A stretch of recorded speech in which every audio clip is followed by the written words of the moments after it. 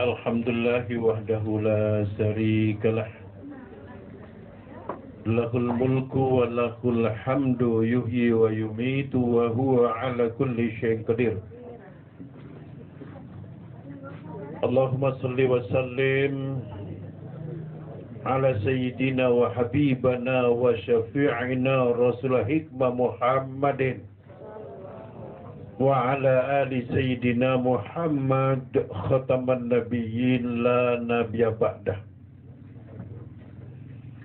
Amma ba'dilah hadratil mukarramun, para alimil ulama, para ustadz, para pembina, pembawa akidah rahimakumullah.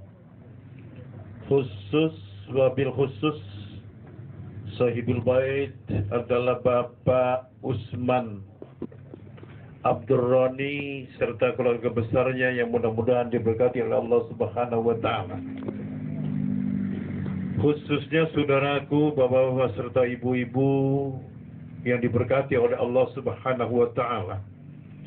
Dengan karunia serta ridho Allah lah di saat ini kita dikumpulkan, kita digerakkan, digiring ke tempat ini.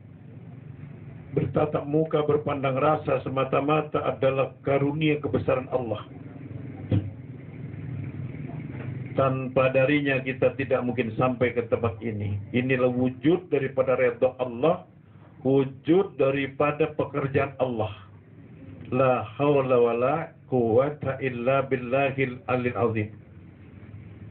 Maka Allah masih ada di rasa kita, sifat Allah Ar-Rahman Ar-Rahim. Maka langkah, tingkah, pola mudah-mudahan di saat ini yang kita lakukan mendapatkan mawaddah warahmah barakah fid dunya wal akhirah. Amin. Saudaraku rahimakumullah, bersyukur kepada hadir ilahi Rabbi yang mana sahibul bait Bapak Usman Abdurrani. Beliau bernazar untuk mengundang kita bila mana dikabul hajatnya. Alhamdulillah, hajat beliau adalah hajat mulia. Yang mana hajat beliau bila mana dikabul. Ingin dan menginginkan di tahun ini untuk menunaikan ibadah haji. Mudah-mudahan beliau rencana atau cita-citanya ini diteken, didaftar oleh Allah Subhanahu wa taala. Amin. Allahumma amin, menjadi haji mabrur nanti. Meskipun baru bisik-bisik terhadap saya. Jadi belum daftar. Baru daftar, wa insyaallah mudah-mudahan daftar kepada Allah sudah selesai. Hadirin rahimakumullah, memang kalau cara pendaftaran umum sudah insyaallah 3 tahun yang akan datang beliau inginkan untuk mengikuti haji yang sebentar, yaitu haji plus. Mudah-mudahan masih bisa diupayakan, tentu doa daripada bapak-bapak dan ibu-ibu yang kami harapkan. Amin. Allahumma amin. Saudaraku rahimakumullah, di dalam hajat tadi mengundang kita untuk mengaji. Jadi ibadah yang paling besar itu adalah bagi umat yang beragama, umat mukmin adalah mengaji. Karena mengaji manusia akan terpuji. Karena manusia mengaji akan tertiti dalam kehidupan. Mengaji akhlaknya baginda Rasul Muhammad sallallahu alaihi wasallam. Sebab kenapa Islam ini hancurnya karena akhlak. Tatkala manusia sudah hancur akhlakul karimah, maka sirna akhlak itu akhirnya Islam itu runtuh dengan sendirinya. Dan sekarang ini manusia sudah super modern. Jadi senang kepada yang moderat, senang kepada yang palsu. Yang asli tidak disenangi. Rambut hitam tidak senang dikasih Allah yang hitam dicat jadi merah. Betul. Pakaian yang asli dulu panjang, nggak senang potong. Punya alis bagus, nggak senang pada alis yang asli dicukur, ganti langes. Semua yang asli-asli sudah tidak senang. Ini bagian daripada runtuhnya akhlakul karimah. Kalau dulu orang tua di depan, anak mengikuti orang tua. Sekarang kebalik, kadang-kadang anak di depan, padahal entah tidak mengerti apa yang dibawanya. Kalau zaman dahulu ngondang dulu baru ngandung, sekarang modernisasi, ngandung dulu baru ngondang. Ini akhir zaman. Perempuan sudah nggak tahu malu, laki-laki pun hilang pikirannya. Subhanallah, di hutan sana, tempat-tempat yang asing, tempat di hutan, tempatnya binatang, sekarang tempat manusia. Yang akhlaknya tetap kembali kayak binatang. Hadirin rahimakumullah, maka hukum akidatul Islam di saat ini sudah tak nampak, maka betul-betul sudah akhlak. Runtuhnya akhlakul karimah. Yang kaya semakin bingung, yang miskin apalagi. Yang pangkat tidak ada predikat, yang pintar jadi kebelinger, yang salah jadi makmur, yang benar jadi tenger-tenger ya sekarang. Ini namanya akhir zaman, nggak bisa dipungkiri. Orang Islam pintar baca hadis, tapi tidak pantas untuk melaksanakan arti hadis. Digembar-gemborkan hadis baginda Rasul, an-nadhafatu minal iman. Orang yang beragama Islam itu beriman. Orang yang beriman selalu bersih pekarangannya, bersih perjalanannya. Buang sampah kemana? Ke got, habis. Apa jadinya? Got mampet. Apa jadinya? Nyamuk, demam berdarah. Siapa yang mati? Bangsa Islam yang bunuh tetangganya sendiri. Hadis pintar. Yang buang sampah itu anak Pak Haji, anak Ustaz. Nah di sinilah maka Islam, kata Rasulullah di akhir zaman, Islam itu tinggal nama, Al-Quran tinggal lagunya. Payah kalau sudah Islam tinggal nama, Al-Quran tinggal lagunya, perbuatan manusia sudah kayak ini. Dan tidak merasa salah. Saya kaget betul pulang dari mana, Cengap. Wah, sangat modern itu. La haula wala quwata illa billah. Di kampung jalannya air ke sana, di situ tempat ekstasi, di situ tempat nyabu, di situ yang namanya bekas minuman arak. Itu la haula wala quwata illa billah. Di pinggir jalan tumpuknya 2 meter, tingginya 100 meter panjang. La haula wala quwata. Jadi betul-betul bagus, jamaahnya bagus, rame berjamaah, jogetnya rame, mabuknya rame, semua rame. Hebat. Saya tanya agamanya apa? Islam. Allah Akbar. Belum yang di kebun-kebun sana, sawit di arah Jambi sana, di arah Linggau sana, lebih parah daripada kota Palembang. Kalau sudah Islam begini, apa jadinya? Sifat manusia yang dijadikan khalifah di muka bumi hanya manusia diangkat oleh Allah. Wa khalaqtul jinna wal insa illa liya'budun, kata Allah, dan aku tidak menciptakan jin dan manusia melainkan supaya kamu beribadah, menyembah kepada Allah. Beribadah dan menyembah. Beribadah itu adalah beramal. Beribadah itu berkarya nyata. Beribadah itu adalah mendekatkan diri terhadap Allah. Beribadah itu memprogram kehidupan di hadapan manusia, sehingga membawakan ahsan, muhsin, membawakan kasih sayang, merasa dunia ini titipan Allah, maka dijaga kelestarian hutannya. Coba kita lihat mulai ujung ke ujung Pulau Sumatera, habis gundul. Kalimantan gundul, tinggal Irian sedikit lagi, habis. Subhanallah, begitu ganasnya manusia. Ikan di kali, insya Allah 20 tahun, 30 tahun yang akan tinggal gambarnya. Barangkali Bapak sekarang tahu Baung, tahu Patin, 30 tahun lagi habis di setrumnya. Saudaraku rahimakumullah, karena apa manusia rakus? Karena apa manusia mengaku beragama, padahal mereka tidak beragama. Oh, kalau beragama seiman, aman. Kalau beragama menyayangi tetangganya. Kalau beragama al-Islam sopan wahid, Islam itu satu barisan.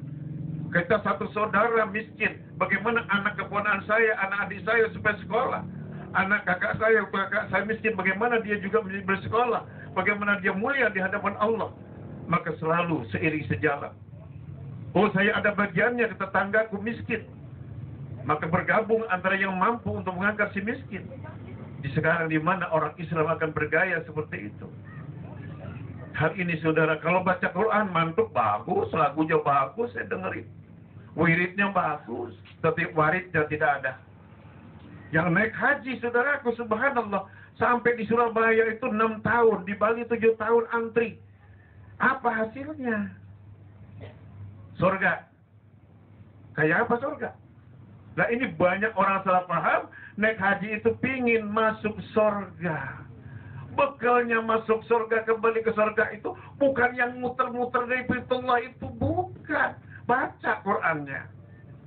Bukan yang sa'i itu, bukan yang lempar batu, itu semua perjalanan menuju redha Allah. Mengapa lempar batu itu jumroh? Artinya bukan setan yang di pilar itu kamu lempar, bukan. Setan itu gak ada di batu. Setan itu ada di hatimu. Dibuang bismillahi Allahu Akbar. Dengan namamu ya Allah, keluar setan di batu hatiku ini. Mengapa sampai berulang-ulang? Itulah banyaknya 7 lapis setan di dalam hati kita. Mengapa kita muter-muter di Baitullah itu? Kita adalah fana, kita mencari Allah. Disitulah sebetulnya. Sehabisnya haji apa? Surga? Bukan. Nggak ada. Wahai orang-orang yang pergi haji, kamu surga. Tetapi wahai orang-orang yang melaksanakan haji, berbuatlah kamu sesuai dengan Islam. Hasil haji apa? Surga. Apa buktinya di dunia? Rajin belajarnya, rajin ibadahnya. Apa hasil Pak Haji? Tadinya pelit bin medit, sekarang baik. Tangannya terbuka, tadinya tangannya begini rapet, diobeng-obengnya putus setelah pulang haji, baik. Nah itu. Yang tadinya tidak baik, tidak bagus kepada tetangganya, pemarah, iri, dan dengki, sekarang enggak. Yang otomatis orang pergi haji itu hilang betul-betul fahsya'i wal mungkar, pemarah jadi penyabar, pelit menjadi terbuka, baru jannah amalun soleh. Jadi semua itu adalah iming-iming supaya orang mau pergi haji. Orang yang sholat di depan Baitullah pahalanya 960 derajat. Sekali sholat 10 kali 9.600, 100 kali 96.000 pahala. Bagaimana kalau engkau benci kepada tetanggamu? 180.000 pahala habis tanpa bekas. Baru benci 1 orang. Itu loh. Di hadis itu baca pertimbangan hadis. Ini ambil lemaknya, wae. Kapan kita mau jadi Islam? Nah, maka al-Islamu ya'lu wa la yu'la alaih. Orang yang pergi ke Mekah itu barokah. Yang tadinya dagang tempe, insya Allah pulang dari Mekah bisa dagang mobil. Kenapa barokah? Apa barokahnya? Rajin bekerja, rajin beramal, rajin belajar, rajin silaturahmi, sopan dan santun, itulah hasil. Woi, sekarang sudah menjadi Pak Haji, santun sekali, sobar sekali. Yang tadinya sholat subuhnya jam 9, sekarang subuh, habis subuh dia sudah natak dagangannya. Itulah contoh. Dan sekarang bagaimana? Setiap tahun orang berangkat haji, setiap tahun bengkak kejahatan naik, pembunuhan naik, perzinahan naik. Maka kata Rasulullah SAW di akhir zaman nanti, setelah aku, orang naik haji, pulang dari haji 40 tetangganya mendapatkan rahmat dari Allah. Kalau 1 tahun 250.000, berapa juta yang akan mendapat rahmat Allah. Tetapi buktinya apa?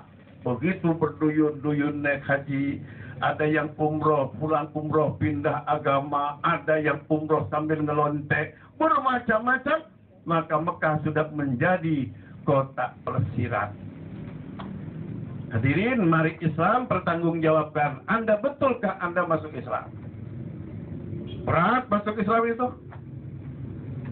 Maka enakan jangan masuk Islam kalau nggak sanggup. Apa Islam kan? Sholat 5 waktu. Apa Islam itu? Menyelamatkan bangsa dan negaranya. Apa Islam itu? Menyelamatkan istri dan anaknya.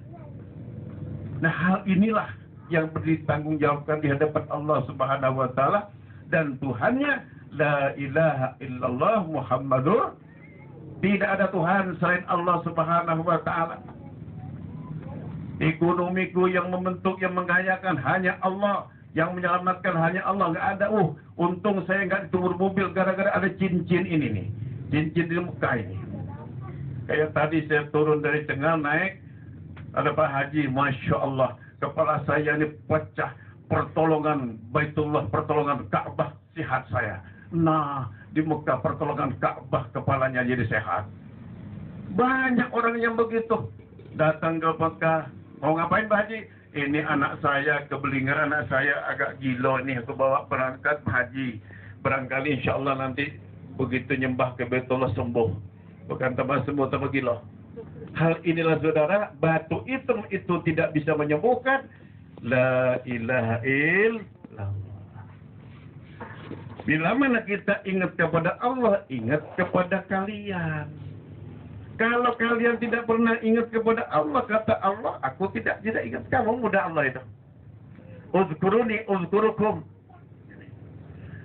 Maka Allah Subhanahu wa taala betul-betul kepada kita disuruh minta sehat, ditawarkan, wahai manusia, minta sehat kepadaku, minta kaya kepadaku, segala macam kebutuhan kamu, tetapi aku ukur.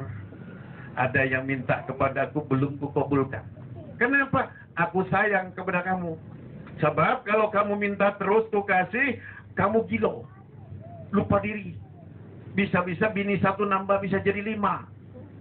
Maka ku pending dulu, kata Allah.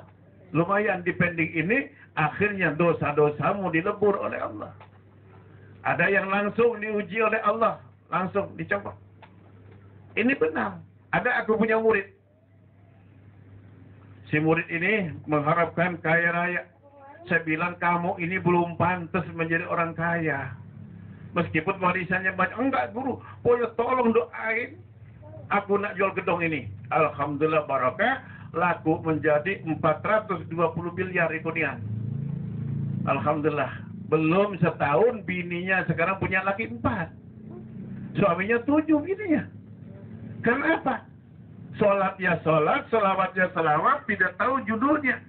Begitu diuji oleh Allah dengan kekayaan, maka kekayaan ini jarang orang yang mampu umat Muhammad SAW kecuali beriman dulu kepada Allah. Sedangkan kita galau-galau ini bikin kaya, betul tidak? Semua yang datang sama aku, bah doain saya suruh maju usaha saya. Sampai tukang becak, bah bagaimana aku banyak duit. Semua bikin banyak duit. Padahal ujian Allah Subhanahu yang paling berat banyak duit. Gak mampu, kata Rasulullah SAW. Contoh kita kalau nggak punya duit, hanya pas-pas ada selawe di kantong, jalannya pelan, halus. Begitu ada 20 juta lahir, dadanya ke depan. Betul nggak Pak Haji? Nah itu duit. Ya. Maka hanya orang, maka kita mari iman dulu. Kalau sudah kita beriman kokoh, ini insya Allah. Kalau imannya sudah mantap, supaya mantap banyak meratap terhadap Allah, banyak berlindung, maka Allah merintahkan kepada kita, wa qala rabbukum ud'uni astajib lakum innal ladzina yastakbiruna an ibadati sayadkhuluna jahannama zahirin. Maka kata Allah Subhanahu wa taala, berdoalah engkau wahai manusia, niscaya ku perkenankan, ku buka permintaan kamu. Sesungguhnya doa itulah senjata yang paling ampuh untuk mendekatkan diri kepadaku.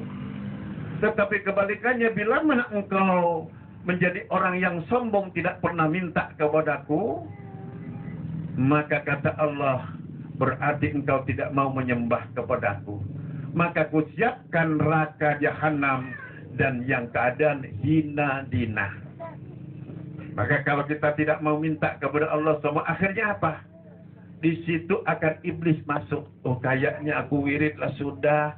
Begitu wirid ngantuk sedikit, gak bisa lagi. Oh kayaknya jalan pintas. Akhirnya Gunung Kawi. Gunung Kawi gak mempan, Ki Jogo bodoh. Ko juga bodoh gak mempan, Ijo goblok. Ijo goblok gak mempan, Mama Loren sudah mati. Mati juga. Nah, seperti gilir satu persatu. Apalagi Ki Kusumo Dajjal.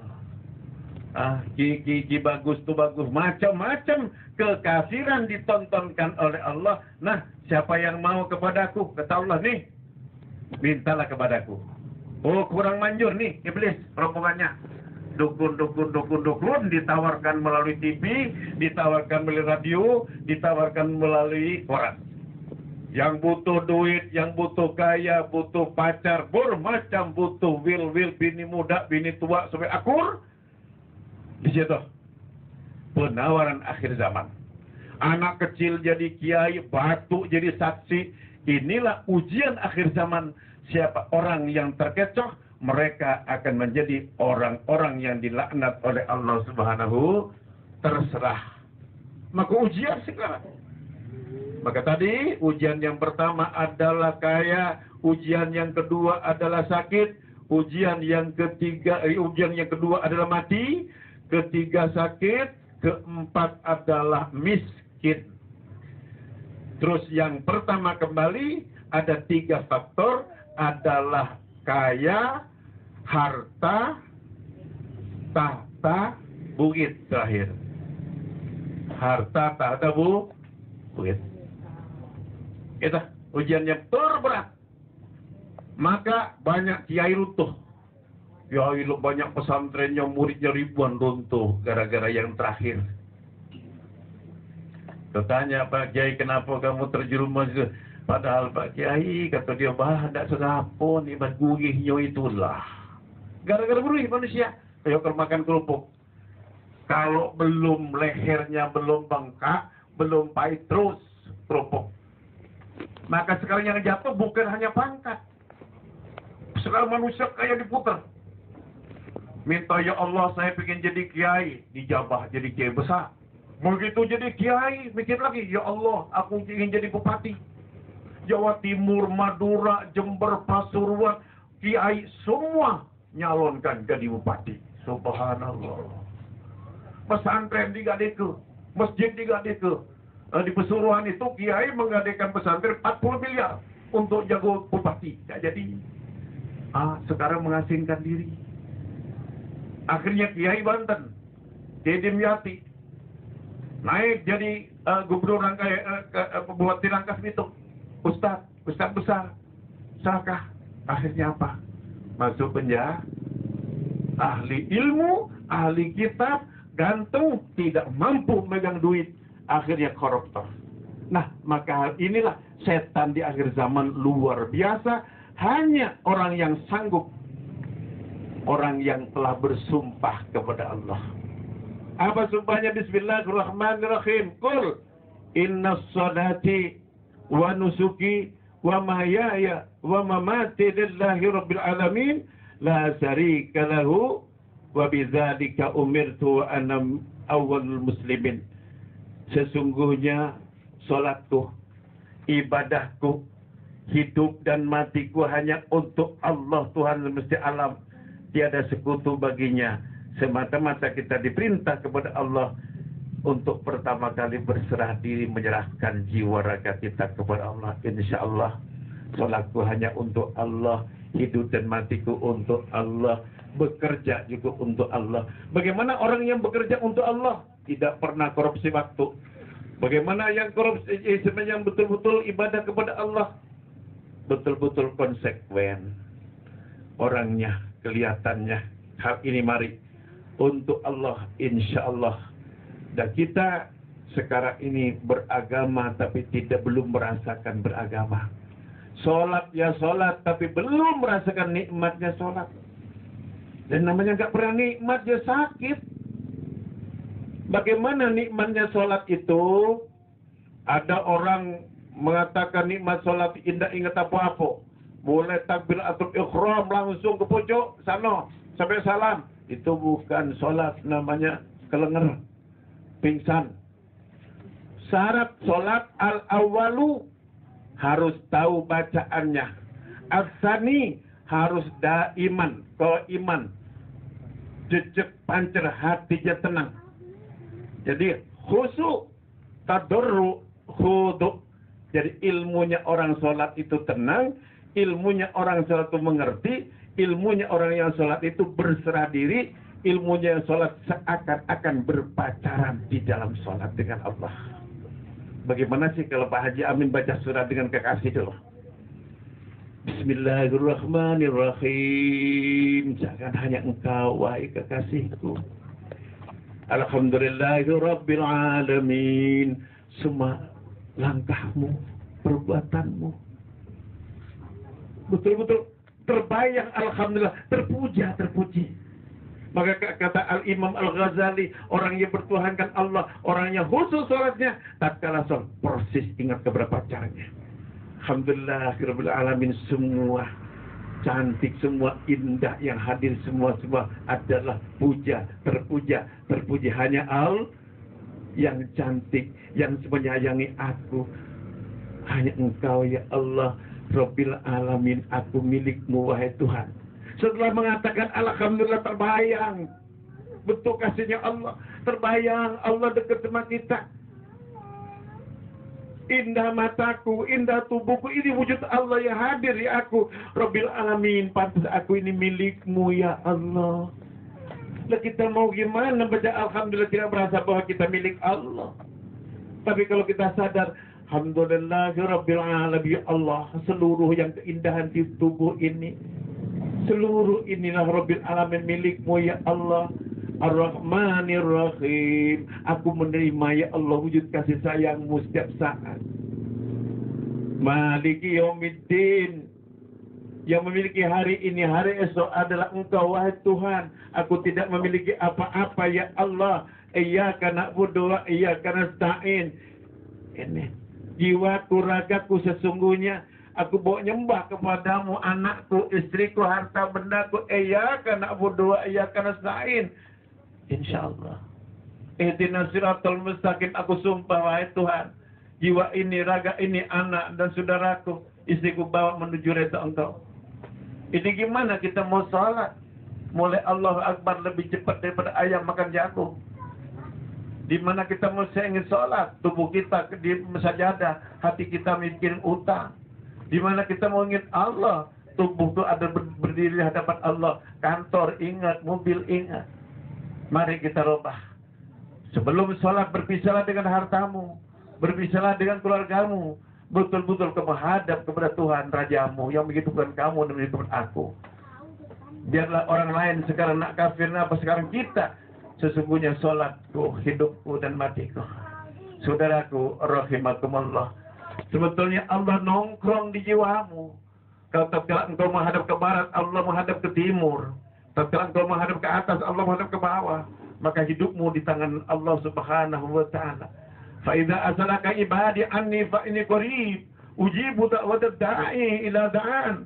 Wahai Muhammad sallallahu alaihi wasallam, tatkala hamba-hamba Allah, tatkala saudara-saudaramu umat menanya tentang aku wahai Muhammad, katakanlah bahwa aku menyatu dalam jiwanya mereka. Aku mengetahui apa yang kamu kerjakan. Itu semua terdiri dari kitab yang termaktub. Saudaraku rahimakumullah, hidup ini di tangan Allah, hari esok di tangan Allah. Yang ngatur detik ini ada ridho daripada Allah. Maka hal inilah kehadiran kami semata-mata untuk mendoakan saudara, mendoakan ibu kita, mendoakan anak-anak kita. So ini adalah zaman akhir, kiamat hampir tiba. Kiamat apa sekarang ini? Kiamat kebenaran. Kebenaran adalah tak nampak, kebatilan menjadi setir kehidupan manusia. Masya Allah, kalau dunia sudah jalannya ini terpuruk begini, siapa? Hanya orang-orang yang lari kepada Allah. Mari kita lari kepada Allah. Kita tidak mengerti, Pak. Dunia ini sudah miring berapa derajat, saudaraku. Kiblat itu sudah 36 cm berubah. Kita tidak merasakan bahwa kita sudah dirubah oleh Allah. Dari kiblat semula sercut. Coba 700.000 masjid yang harus dirubah se-Indonesia. Tapi kita tidak merasa bahwa bumi kita, planet ini sudah sangat miring. Sudah sekian derajat miringnya.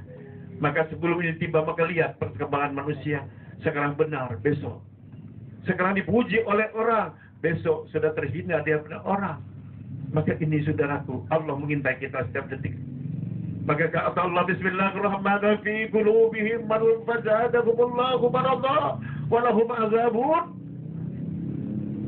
Sesungguhnya wahai manusia, aku yang menghidupkan kamu, aku yang menggerakkan kamu, aku yang menyaksikan kamu. Kamu tidak pernah bersyukur kepada aku. Fi qulubihim aku kirimkan bencana, aku kirimkan setan, iblis di dalam hatimu, sehingga tak senang kalau kamu benar. Kumasukkan iblis ke hatimu, berwujud adalah jin, berwujud setan, sehingga makai jari panjang gatal, makai rambut panjang gatal, makai pakaian yang bagus tidak senonoh itu yang indah. Dan penyakit yang menyakiti orang lain itu bagus. Kenapa? Setan janji Allah, wahai manusia, engkau tidak pernah berterima kasih kepadaku. Wahai iblisku, kata Allah, turunlah kamu, masuklah kepada orang-orang yang tidak pandai bersyukur. Masuklah kepada orang-orang yang tidak pernah bertahajud kepadaku. Tidak, mereka adalah menjadi azabul harik, musuhku yang abadi. Coba penyakit yang sudah sulit diatasi. Anak-anak manusia di kota Palembang, di Bandung, di Jakarta, pang. Apa pang itu? Rambut. Wah, dia tidak tahu Tuhan, dia lupa emak, lupa bapak. Mereka anak manusia. Karena apa? Yang dimakan adalah harta haram. Mari, meskipun kita tidak kaya, harta kita sedikit, asalkan bermanfaat di dunia wal akhirah. Sebab kesenangan itu bukan karena harta, karena keyakinan dan karena kita mengerti akidah Islam. Saudara-saudara, mari kita mohon kepada Allah jauh daripada malapetaka, jauh daripada dosa dan noda. Minta dicabut sakit hati kita, nafsu kita oleh Allah Rabbul Izzah. Mudah-mudahan kita dimudahkan segala urusan kita, diselamatkan jasmani kita, jauh daripada balak bilahi. Kita serahkan anak keturunan kita melalui syafaat daripada Rasulullah, melalui karam Allah, anak menjadi mabrur, anak menjadi mengerti, membahagiakan kedua orang tuanya, dan kita urusan dunia diberkati, kemudahan untuk bekal ibadah. Sayyidul lahumul Fatihah. Auzubillahi minasyaitonir rajim. Bismillahirrahmanirrahim.